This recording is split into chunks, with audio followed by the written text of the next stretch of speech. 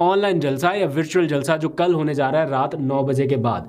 अब उस जलसे के लिए बहुत सारे लोग क्वेश्चन कर रहे हैं कि हम उसमें कैसे शिरकत कर सकते हैं। जो तो ओवरसीज़ पाकिस्तानी है या वहाँ की जो मुकामी तंजीमें हैं वो तो फिज़िकल अपीयरेंस भी करेंगी, कहीं ना कहीं किसी जगह पे इकट्ठे होंगे जिनको दिखाया जाएगा या उनकी अपीयरेंस होगी इस ऑनलाइन जलसे में, क्योंकि इसकी जो ब्रॉडकास्ट है ये सारे सोशल मीडिया प्लेटफॉर्म्स पर होनी है जो पीटीआई के हैं। उसके लिए बड़े पैमाने पर तैयारियां उनकी सोशल मीडिया टीम कर रही है, बाहर से बैठ के लोग कर रहे हैं, यहाँ से भी कोऑर्डिनेशन जारी है।